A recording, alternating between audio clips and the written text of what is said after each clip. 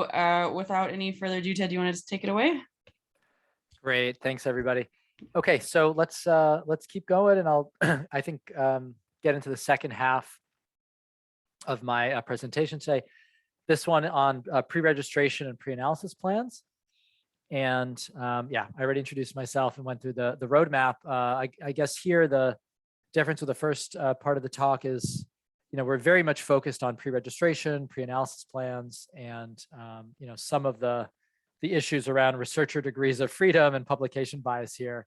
They're very kind of core to what I'll be talking about for the next hour or so.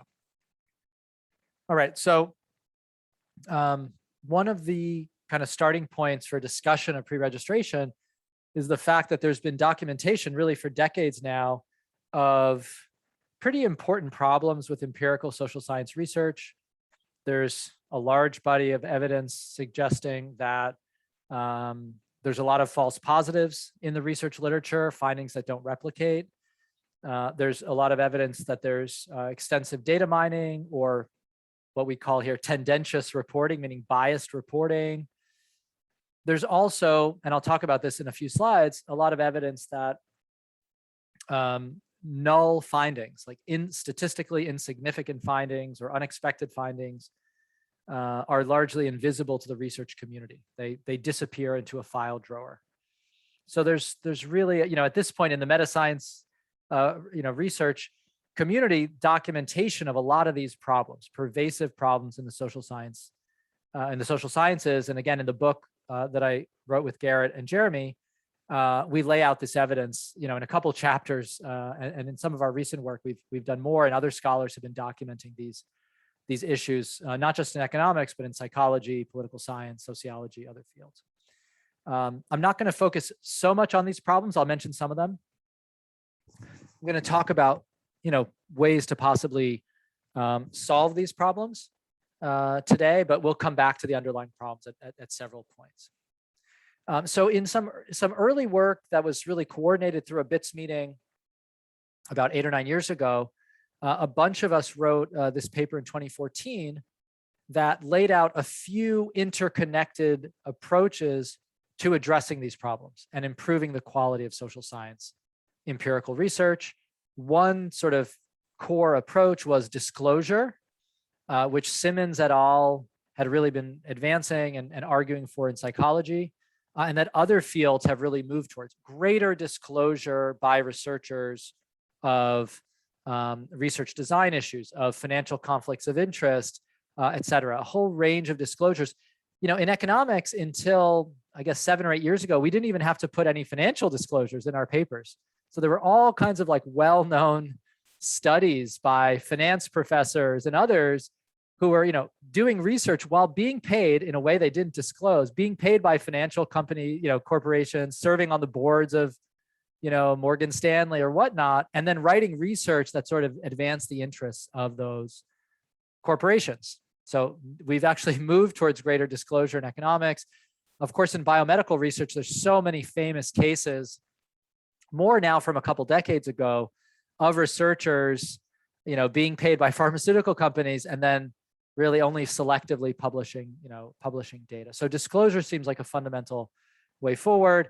A second fundamental practice is open data and materials to allow for replication, to allow for verification, et cetera. You will hear at various points in this RT2 discussion of open data and materials. I'm not going to talk about it here.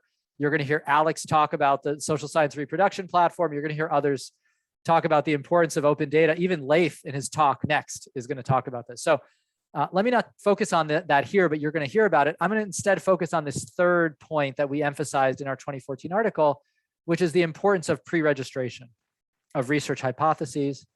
And the idea here is the ability to share one's research design and plans, or even if it's not shared beforehand, to make public later on a sort of verified time-stamped version of your research plans, could actually make these other two approaches more useful and also have a lot of benefits on their own.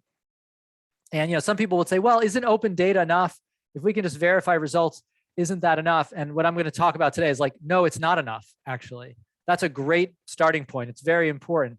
but it's not going to be enough for a variety of reasons if we really want to address publication bias and a bunch of other concerns. All of these three things actually kind of fit together like three legs of a stool, and you kind of need all of them to reinforce each other. If you only have one or two, we still may not have valid scientific findings. Okay. So let me get into this first of all. What is pre-registration? What are we talking about when we say pre-specified research hypotheses? The idea is that researchers can post their research hypotheses, the data they're planning to use to test them, the research methodology, statistical approach in some publicly available way. And typically this has been done in a registry. And the way it's evolved is different disciplines have typically created their own registry. There's, clinicaltrials.gov for biomedical research. There's the American Economic Association registry. There's the EGAP registry in political science. In psychology, people typically either, very often post on Center for Open Science, et cetera. So, and there's other options. So, there are these sort of discipline-specific registries where people can post their research hypotheses and their plans. As soon as you think about posting your research hypotheses, it's immediate that there's actually a very wide range of detail that one could include. You could imagine posting something very narrow and a one page saying this is what I plan to do, or something extremely detailed that looks more like a paper with everything you're planning to do. So I'll come back to this.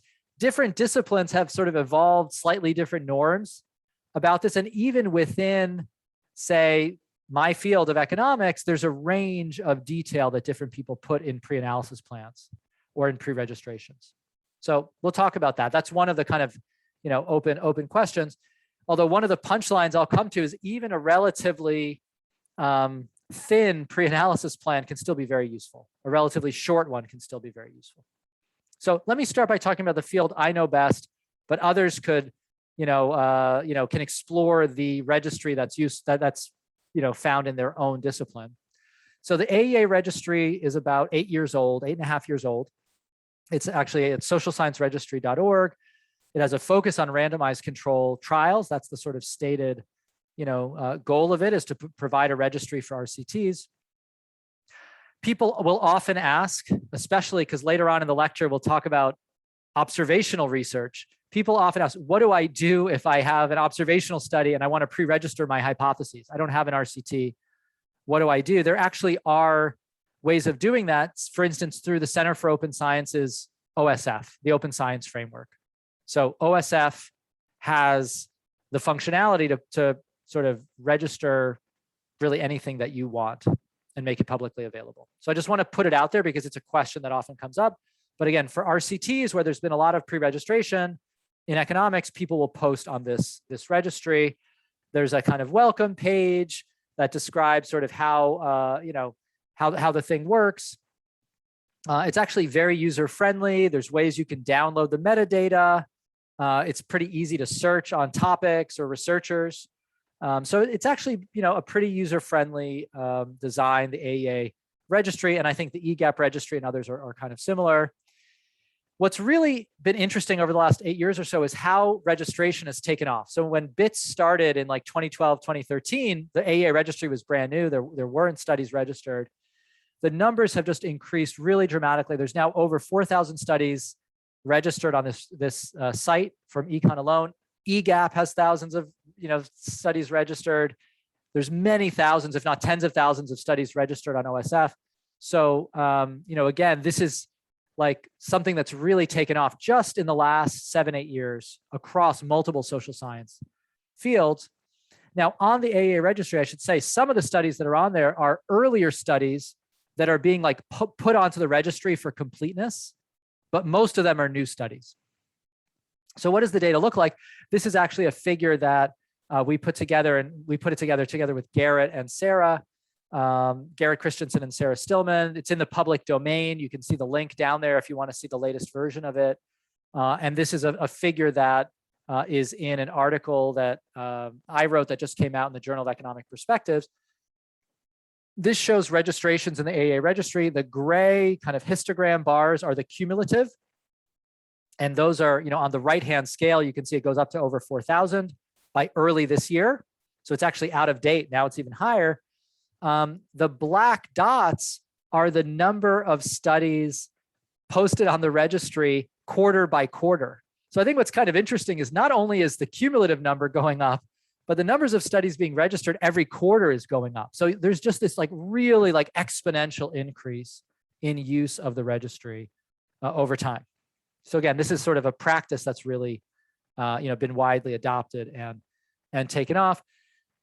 In terms of what needs to be posted on the AEA site, the AEA allows for actually relatively kind of brief and tight, sort of narrow registration. There needs to be an abstract, some detail about start dates, the key outcomes, the key design elements, key sample size considerations, IRB approval, so some sort of core elements. But this is actually relatively straightforward to do. This is pretty simple information, but still valuable. It's valuable to know when a study starts. What were the, say, 3 primary outcomes the researchers were interested in? What was the research design intended to be? What were the treatment arms, et cetera? So actually getting this posted up front can be very valuable, even though it's relatively sort of high level information. In contrast, when I've worked on pre-analysis plans with co-authors, we'd be much more detailed than just sort of these fields. We'd include this kind of information, but then write down very specifically the kinds of regressions we're going to run, the subgroups we're going to look at, what we're going to do when there are outliers or extreme values. So I think, in economics at least, there are lots of pre-analysis plans that have a lot more detail. But again, even this kind of core information provides some fundamental, detail about the study. Okay, so it's pretty easy. You go in, type in the title. What is the status? Is it new? Is it ongoing? And then sort of those other fields, the abstract. Okay, so that's kind of a little bit of an overview on pre-registration. So I wanted to jump in with and just pause now that I've given an overview on some discussion questions. Like, how do people who are kind of, here, again, from different disciplines, different backgrounds, how do you think about the connection between the statistical approach and methodology you use and research ethics? How are those things related? Your research design and statistics with sort of researcher conduct and ethics. A second question, how do we think about the ethical implications of p-hacking? So p-hacking is like another term for specification searching, meaning, looking for results and sort of just focusing on results that give you the p-value you like, probably a statistically significant p-value. Is that an ethical practice or an unethical practice? And third, what are the problems that pre-registration are meant to address? What are the issues it's meant to alleviate or improve? So let me just pause, have folks drop your reactions based on your own experience, your own field, or broader thoughts into the chat, or unmute yourself to start the discussion around these issues. All right, I see one hand up. I see Anya. Go ahead, Anya. Yeah, I thought that I had straightforward opinions about PAPs and p-hacking until I wrote an actual PAP, and then that changed. But I think I'm torn because there seems to be two different, there's probably more, but two different cases where in one in which like a PAP feels really straightforward, and then the other one in which it's a little bit more complicated. So I've had a research question where I know exactly the data I'm going to use. I know exactly what the question is. It's very easy to just like boom, boom, boom, this is my regression, and then publish that PAP. And that felt really straightforward. But then there was another study in which I didn't know the exact story that was going to come out in the data. I didn't know, oh, is this related to childcare? Is this related to another thing? Like, how do I? And so you kind of are looking in the data, you're, running this regression, you're looking at this table, and you can't pre-register that process. You can't, because you just don't know. And so, but, in that process, of course, I'm like, in a sense, I'm like p hacking because I'm like seeing what's related to what. And so I'm torn because on the one hand, it's like, I don't know what to pre-register, but on the other hand, it does feel like I am looking for like the statistically significant associations in my data. So I'm just, I'm just not sure like whether there's a way to do that better from like an open science point of view, if you're just exploring and you're not sure what the story in your research is yet. Thanks for that. It's a great point. And I think you've put your finger on something, that when there's a really well articulated hypothesis ex ante, and this is confirmatory research, maybe in a well-established field where it's really clear what the key outcome is, what the design is going to look like, a pre-analysis plan can just be pretty straightforward. In other work, like you said, that's more exploratory, where our priors are more diffuse about what associations even matter, and we want to just kind of explore the data and figure out what's going on, pre-analysis plans may be almost impossible to write. There'd be so many different interactions and correlations that we would want to look at. I think what's neat about a pre-analysis plan is you can, make clear the distinction though between what's really exploratory and what isn't. So, if there's stuff you just couldn't imagine writing down the pre-analysis plan, Anya, then that's fine. That'll be exploratory research, and it'll, go down as more exploratory. And people reading the paper will know that you searched and tried to figure out what the interesting patterns were. But it wasn't like you just ran one regression. you looked at a bunch of different things. So I think there's a kind of clarity that could come from that. Okay, thanks. Rishab, you also had your hand up, and then Ulay, I think. Yeah, I think, but like my question was well covered in the previous one, but I'll still go ahead. So I think from my experience, one of a similar cases comes up in an Indian RCTs that a few scholars tried, and then it was sort of made clear later that the results really didn't come as they had expected. So they ended up adding an event study section into the paper, which finally made their story probably the way they wanted it to be. And obviously all of this was speculation, but it was realized that the event study was not pre-specified earlier. And I think this brings a big question about how observational research, about how even the timelines in an observational research will work out. For an experimenter, it is more or less clear. Before going, you have to list down, these are the things we do, these are the regressions we run. There is, as you said, there is less variety to hop around. Whereas with observational stuff, there is just an unlimited number of stuff you can try. About a lot of it very fairly, a lot of it just to search for that significant stars. Yeah. Thanks for that point. And again, it does relate to some of Anya's points and some things in the chat, which is if there was a study where, again, there was a piece that was pre-specified based on an experiment, and then another section brought in later that's observational that wasn't pre-specified, the nice thing about the existence of pre-registration and a pre-analysis plan, and again, this echoes one of the comments, is we kind of know what's what. And the research community can kind of judge each of those pieces of research, knowing that one was more exploratory and the other was more confirmatory, and that's fine. All of us who have done empirical social science research have done some work that's more confirmatory and some that's more exploratory. And so much interesting research comes out of exploratory research. Real findings and real insights come out of exploratory research. There's nothing wrong with exploratory research. It can be incredibly useful, but it's good for others to know what's what when they're looking at the research, because then they're going to kind of understand what the p-values mean. They're going to understand, if there was a lot of specification searching, we have to take that into account. Okay, Ulay?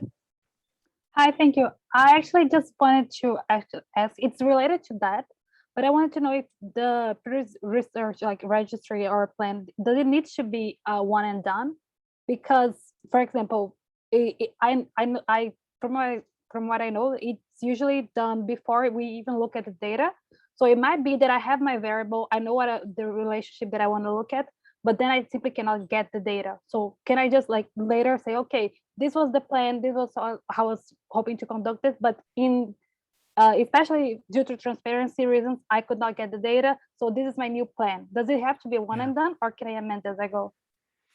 Yeah, I think, that'll depend on the field, but certainly in economics, and my team has done this and others, people will put in amendments to pre-analysis plans if the situation changes in the field. So you're saying, look, I wanted to run this, I couldn't get the data, something changed. maybe I was, working with a government or an NGO on an intervention. There were 3 treatment arms.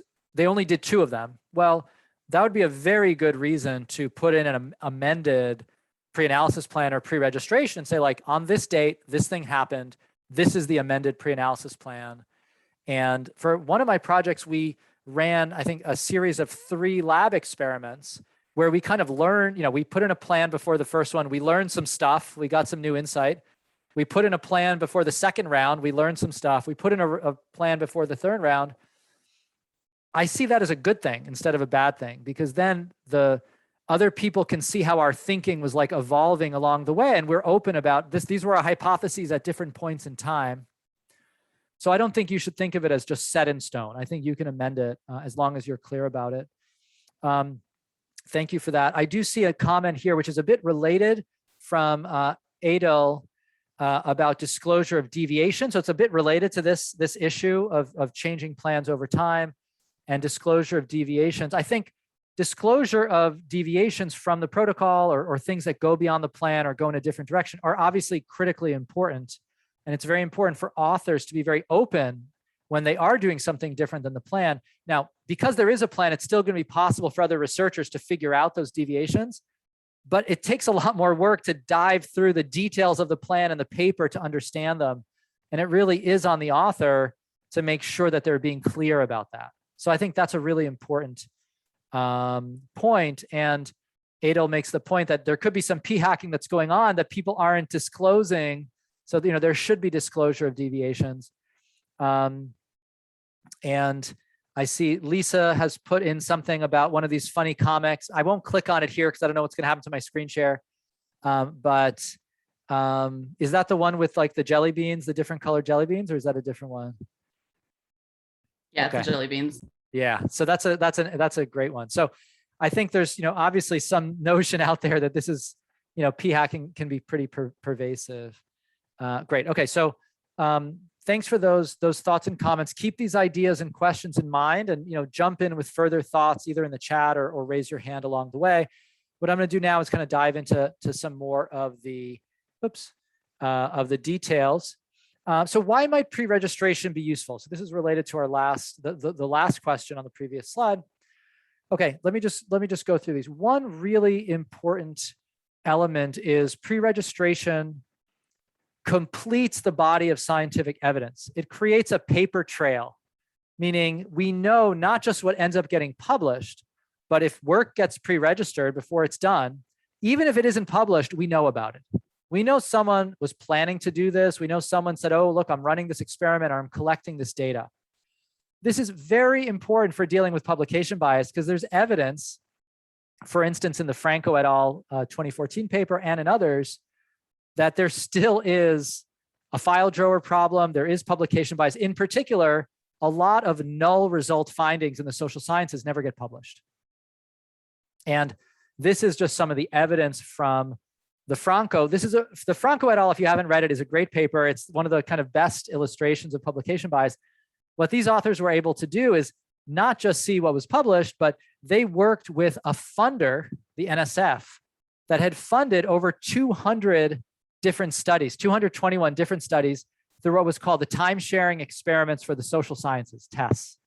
So this was a large nationally representative survey that NSF funded where researchers were allowed to put survey experiments, like questions in the survey, where they would randomize, different people would get asked different questions, and then you could analyze the results. There were sociologists, psychologists, political scientists, economists, demographers, other social scientists that contributed to TESS. So this is like a nice broad cross-section of social science. They then worked with NSF, not just to find out what papers were published from the TESS project, but also to reach out to the original authors to find out what happened in general to their data. Did they publish? Did they not publish? What sorts of findings did they get? And they reached out to the vast majority, I think almost all the original authors, and said, okay, in your main, and actually because these authors had to write to NSF with a proposal, they knew what their main research hypotheses were. It's like the proposal was the pre-analysis plan. So they're actually able to say, okay, reach out to this author. In your proposal, you said you were going to look at this question and this outcome. What were the results? And they classified those based on what the author said into statistically strong results, mixed results, and null results, with kind of good numbers in each of those categories. And then they went back several years later and said, what share of those were published? How many were in a quote top journal?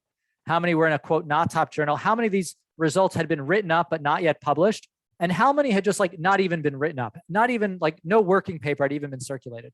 And what you can see here, and I don't, the figure speaks for itself, is for those studies, the 22% of these studies, so I guess about 50 studies, that where the author said, yeah, we got null results, 2/3 of them were never even written up.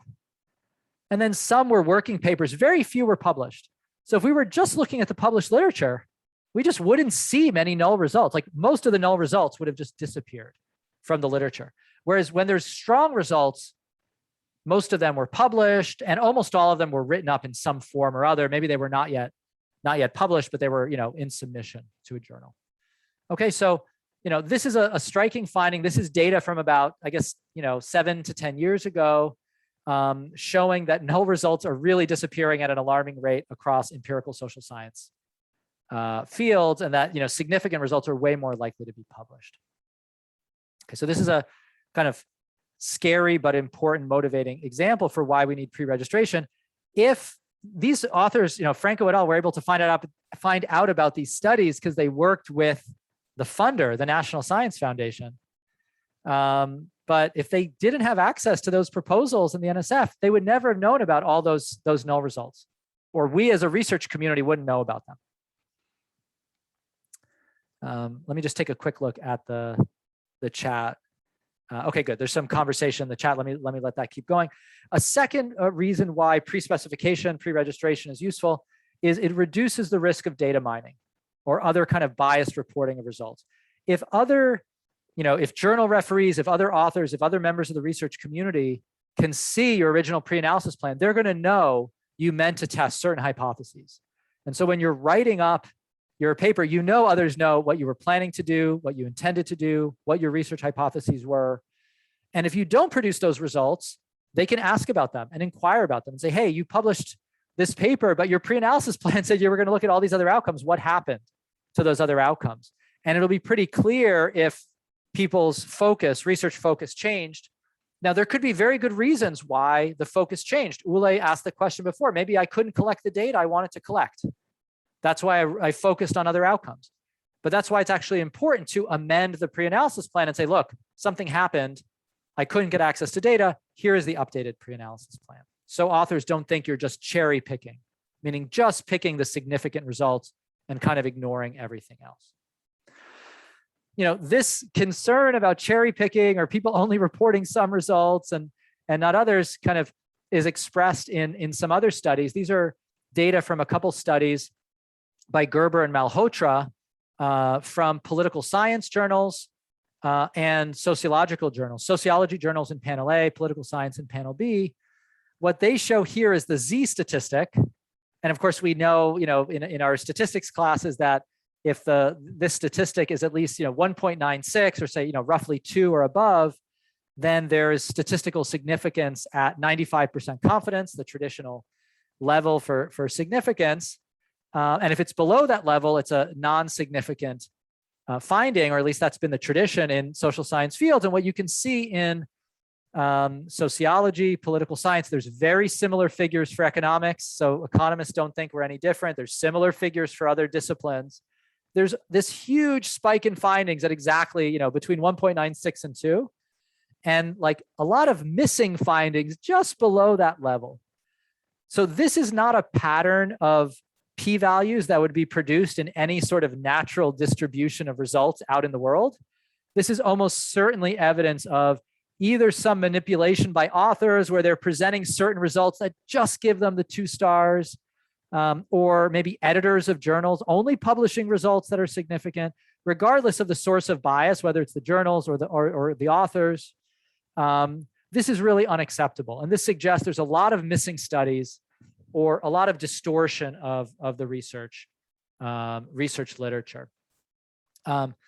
So one thing, if people are interested in this, I'll just point towards another study. I don't know if it came up in the chat.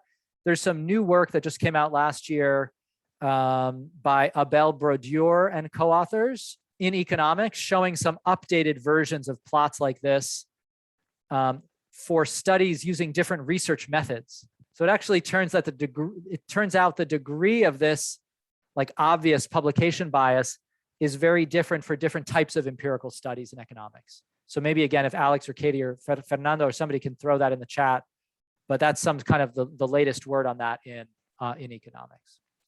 Okay, what's another reason why we value pre-specification? It generates correctly sized statistical tests, meaning when we say the p-value is 0.04, it means what we think it means, making our results more credible. The fear is if we don't have a pre-analysis plan and someone says, look, if someone isn't clear that exploratory research really is exploratory and they're claiming it's confirmatory research, they show you a regression. I don't know how many regressions they ran to get to that result. Maybe they ran 200 or 1,000 regressions to get to the one that they're showing me.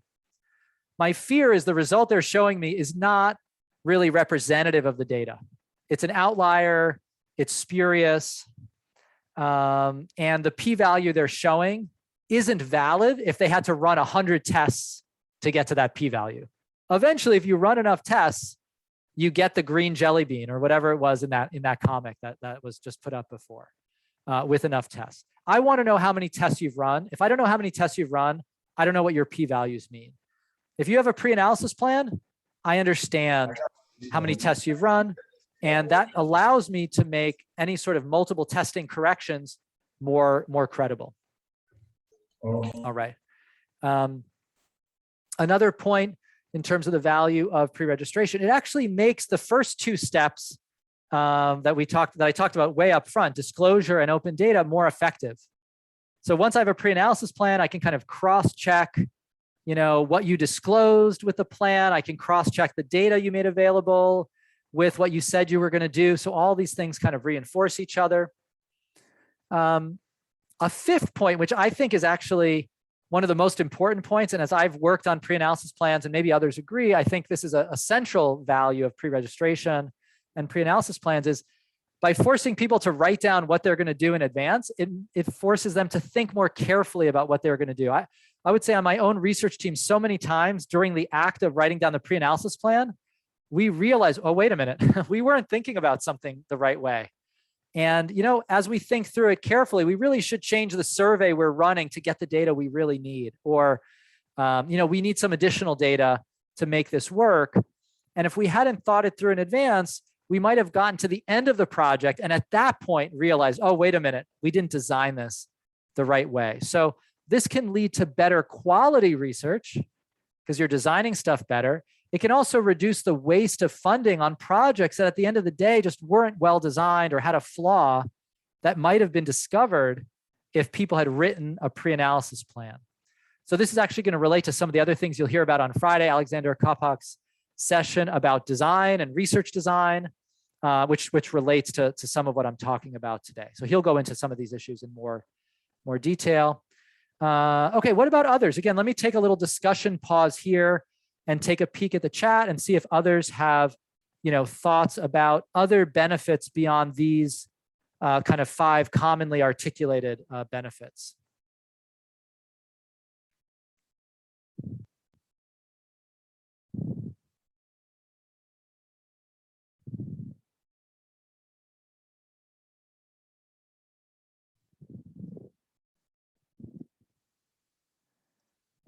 Maybe let me see if some of this is in the chat as well. I'm also going to talk about potential costs and trade-offs in a second as well. Why else might you want to pre-register? Susanna? Yeah, I was just thinking that perhaps talking about null results, if you've got a theoretically sound reason why a null result might be interesting and you've registered a pre-analysis plan, it's perhaps more publishable than it would have been otherwise. So it depends on the research question, but it could also be that null results are more publishable if you have a pre-analysis plan that can kind of justify why the process of your workflow in a way that can render them more interesting theoretically.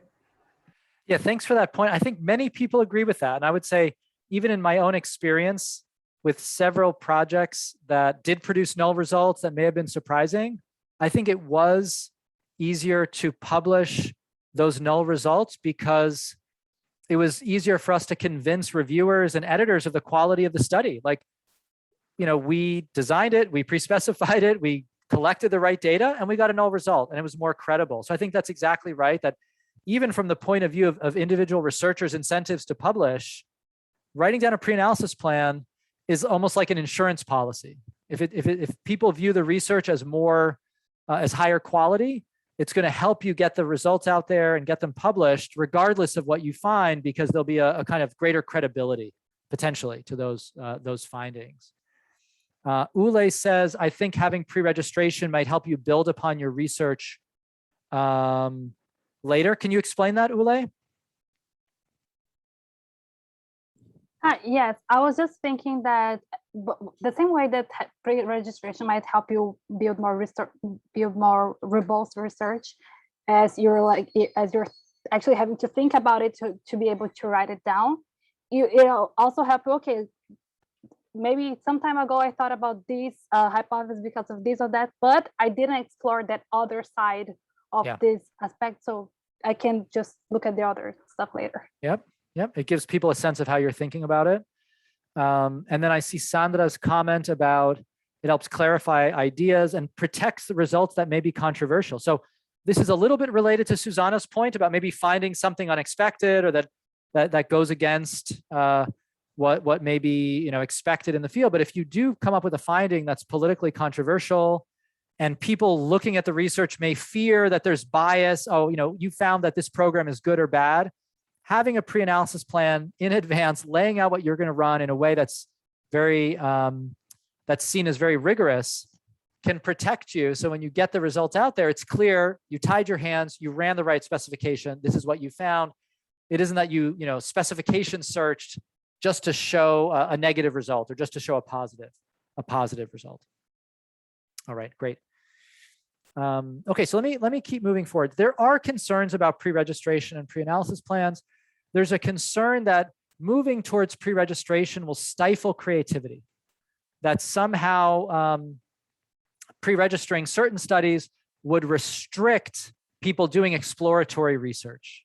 That's something that's often raised, and I think this would be a concern if for instance it would limit all the findings that come through exploration and looking through data sets to see what interesting correlations were there.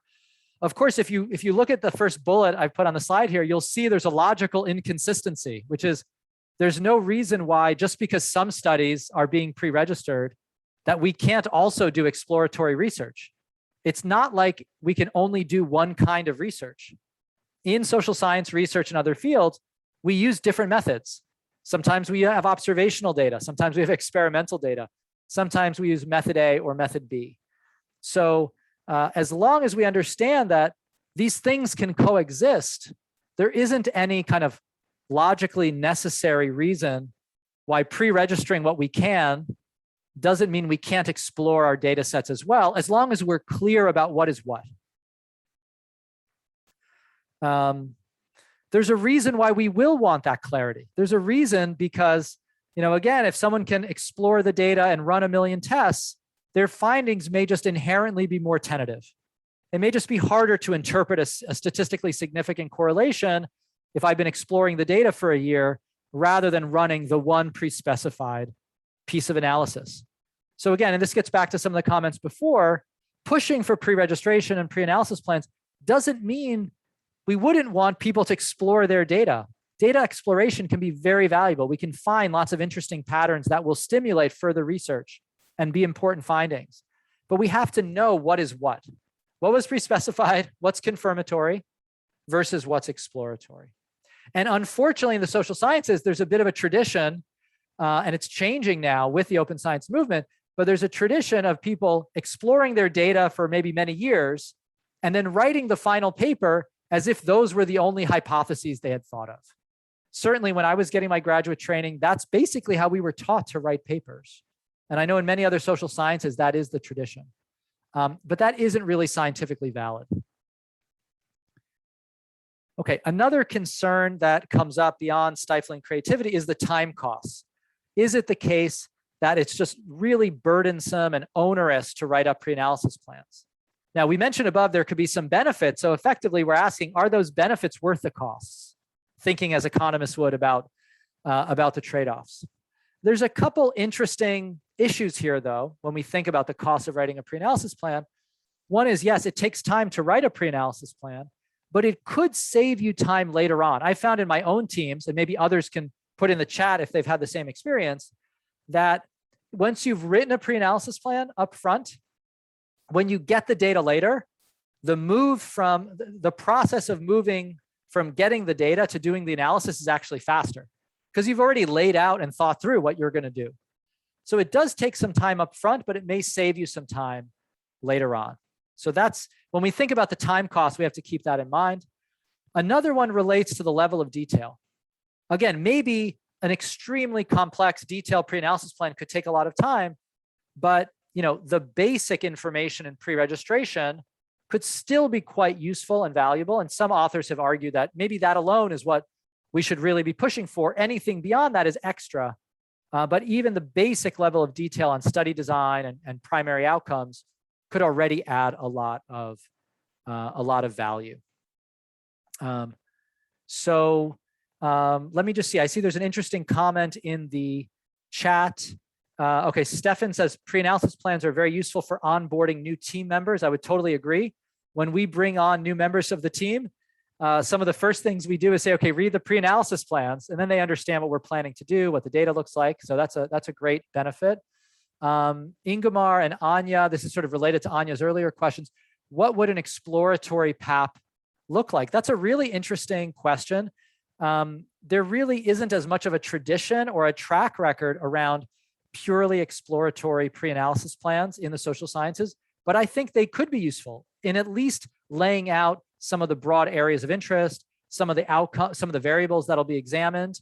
I will say that there has been some discussion that's related to this. It's not exactly the same point, but some authors have advocated for writing pre-analysis plans that lay out the type of data mining that'll be used, say the particular types of machine learning tools that will be used to explore the data in a rigorous way. So some of the advantages of certain machine learning tools is they help us address overfitting.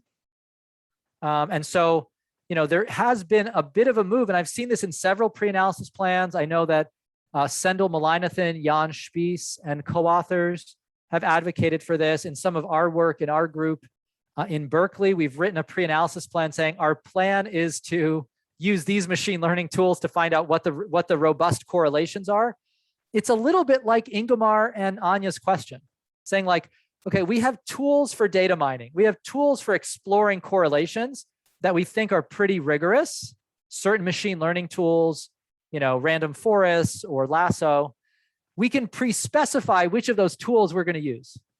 So that's a kind of, way forward. I don't know if anybody has thoughts or reactions to that, or if Ingemar or Anya want to put anything in the chat or unmute about that, that line of research.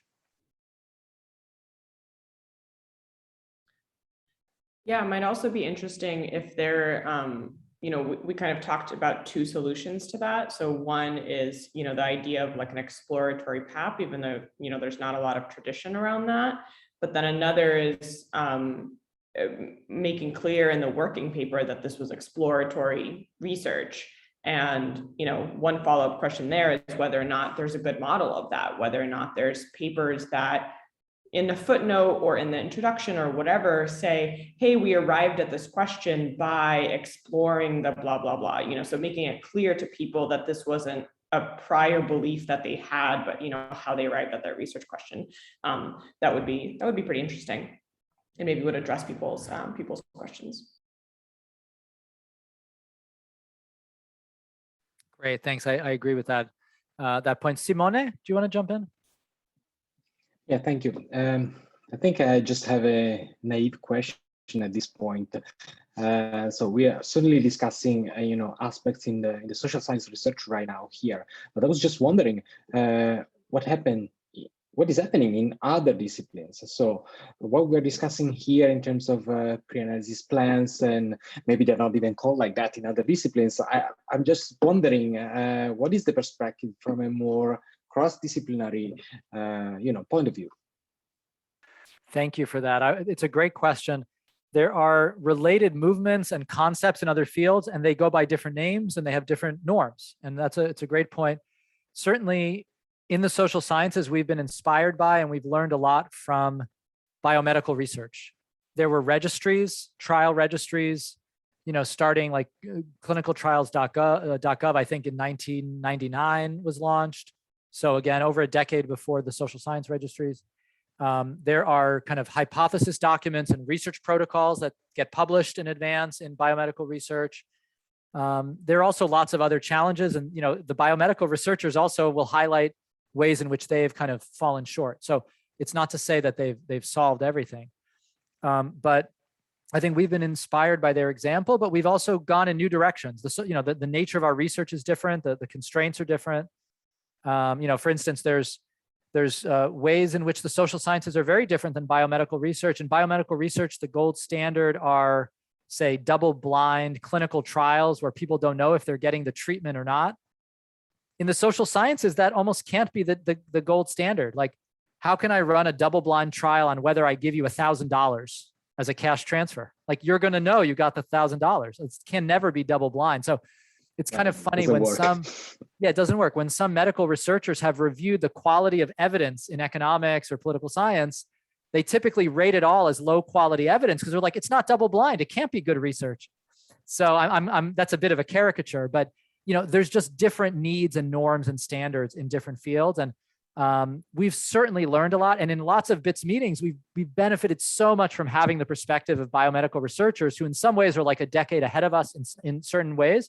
But their research is also different in other ways, like with this double-blind stuff. So I'll just leave it there. But the open science movement goes beyond social science.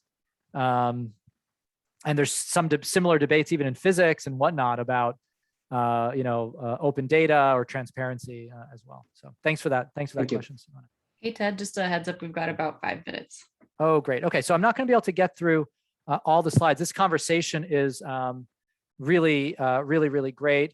And I just see in the chat, Ingemar is talking about maybe specifying the tools you're using in advance could be useful. So thanks for that comment, Ingemar. And Kathleen raises a good point about the Oregon experiments, Oregon health insurance experiments as examples that included exploratory analyses. So those are some of the earliest papers, the Oregon ones, that use pre-analysis plans in economics. And they're very clear. They say like, okay, this was in the pre-analysis plan and here's stuff that wasn't in the plan. And I think that's a really good model. And it gets a little bit to Anya's point, like, as long as we're really clear about what's exploratory, people can take it for what it is. And instead of sort of pretending it's something that it's not. All right, so let me just take another few minutes because we're kind of close to the end of time. And I just want to mention a bit of new evidence from some new papers about just the costs and the benefits of pre-analysis plans. I've written up and summarized these papers and some others in that Journal of Economic Perspectives article that just came out last month. So if people are interested in that, you can see a little bit of a broader take on the evidence, but these Afosu and Posner papers are just really nice. And they cover both econ and poli-sci. They basically try to quantify costs and benefits of pre-analysis plans through survey evidence and by looking at papers that use pre-analysis plans in this kind of first decade that they were being used in these fields. Remember above, I mentioned this concern that maybe pre-analysis plans don't allow for enough creativity or exploration. We're not going to get like really important research findings from them because we're not able to explore. So there is this concern that maybe studies that come out of pre-registered designs are less exciting or publishable. Well, at least in among economics empirical papers, citation counts are actually higher among experimental papers that use pre-analysis plans. This isn't a perfect design, as Afosu and Posner say. Different people choose to use them or don't use them. So it's just suggestive, but it doesn't appear to be the case that the papers that registered pre-analysis plans are less publishable on some level. So that, and that gets back a little bit to Susanna's point. Maybe these papers are more publishable because they're more credible. Maybe they're more publishable because thinking through your design with a pre-analysis plan actually makes the paper stronger. Now, I do see here in the bullet, I talk about these quote top 5 journals, and before, we were kind of with Kathleen talking about how we don't want to obsess about top 5s, but I'm reporting what they show, and they're using top 5 here to be some measure of influence in the field. At the same time, I'm kind of putting it here in quotes because we don't want to be so obsessed with the hierarchy of journals. It's not really the right way forward. But anyway, these papers are getting more cited. They're not sort of more boring, less publishable. A second finding from Afoso and Posner from a second paper they wrote, which is based on survey evidence, asks people how long it takes to write a pre-analysis plan. The modal amount of time was between 2 to 4 weeks of work. So that's not 0, but it's not, many months of time. It's about what I would say is reasonable based on my own experience.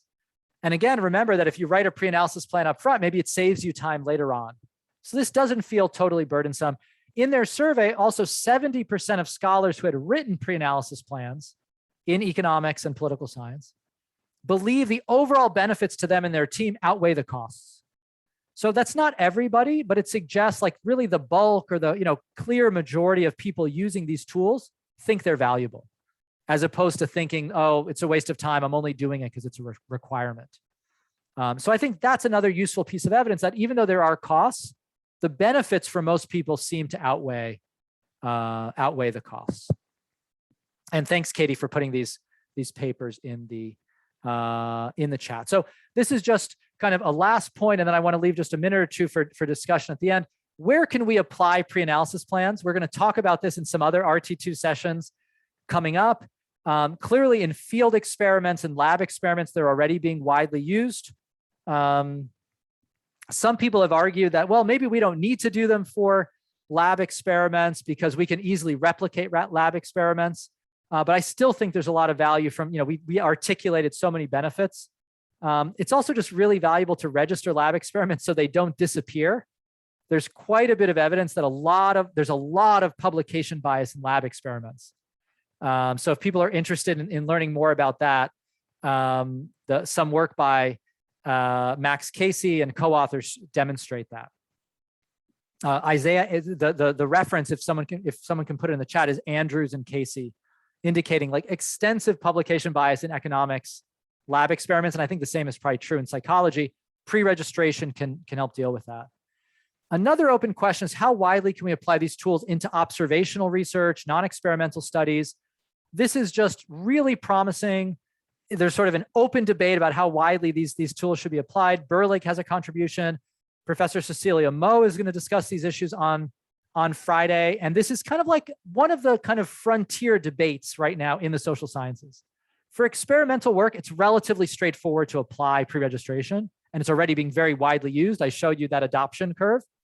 For non-experimental work, it's still a little less clear, but there are some cases where it could be relatively straightforward to apply. When there's new data being released that isn't yet available, well, I can't data mine data that's not available. I can register my hypotheses. So a new census round in advance of an election. So in political science, there's an ongoing effort right now around the German 2021 election to pre-register hypotheses before the election. I can't data mine if the election hasn't taken place, et cetera. So there are promising directions. So I think I only have a minute or two left. Let me just pause there. There's still a few more slides you'll see posted at the end on some cases. I don't have time for them, but I just want to have like just a minute or two for open discussion if people want to unmute or put something in the chat in terms of your reflections